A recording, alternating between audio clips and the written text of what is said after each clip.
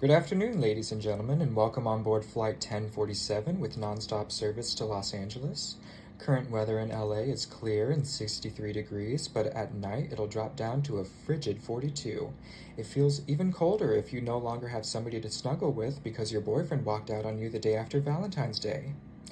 My name is Jeffrey, and according to our navigator, Billy, I have unreal expectations when it comes to relationships.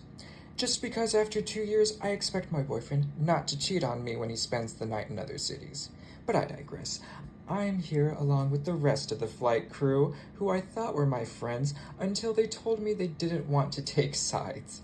To ensure you have an enjoyable flight, even if I won't. Because that's me. At your service, Jeffrey! Always making sure others are taken care of, even at the expense of myself. And how am I thanked? I'm not. No flowers, no surprise birthday parties, no nice dinners at expensive restaurants. In 2 years, Billy never took me anywhere nice. Olive Garden was his idea of a fancy restaurant. And no, we don't fly to exotic places together. I'm stuck on this route, back and forth to New York, with barely any time or money to get into the city to see a show. Usually, we play a safety video about this aircraft, but like everything else in my life, the video player is broken down and useless. Maybe someday we'll go digital, but this aircraft is more out of date than I am, because apparently, not having an unlimited texting plan is a crime against humanity. God forbid Billy would want to talk live. It'd interfere with his shacking up with some slut in Chicago or Denver. And who knows how many guys he has in Miami. He likes those young Cubans.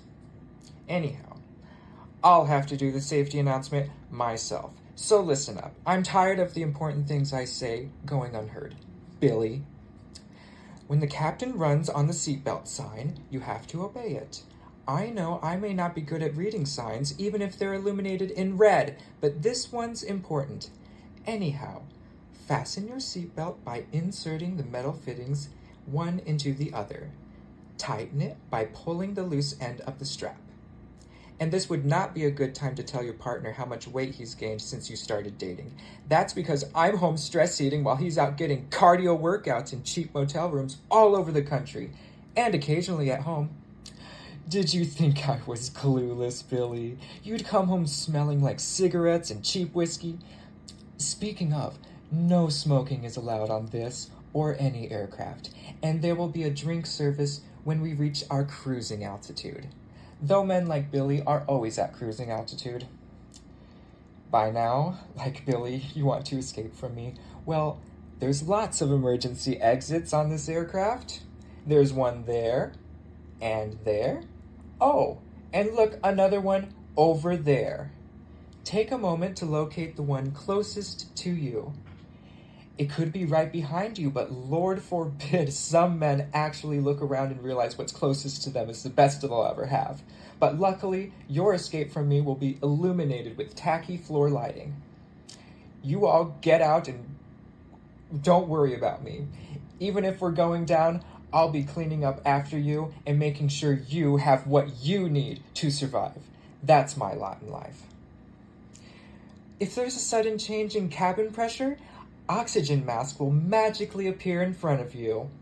To start the flow of oxygen, place the mask firmly over your nose and mouth and secure the elastic band behind your head. The bag's not going to inflate, so don't freak out. And believe me when I tell you that. I'm not a man who lies. So when I tell you I got a venereal disease from you, that means you got it from one of your layover lays. If you are traveling with children or completely helpless men like Billy, secure your mask first before helping them. Or hey, let survival of the fittest run its course. Oh, well, not with the children. Just the stupid men who think they can do whatever they want while dating you. Guess that makes me the stupid one. Like Billy, you've tuned me out completely by now. Then, when we start crashing, you'll cry, "You never told us what to do!" But I won't argue with you. I'll do whatever I can to save us. And once I've pointed us in the right direction, You'll tell me you can't live in a straight and narrow path. Then you'll get up and walk out on me. We spent all this time together, and I'll never see you again.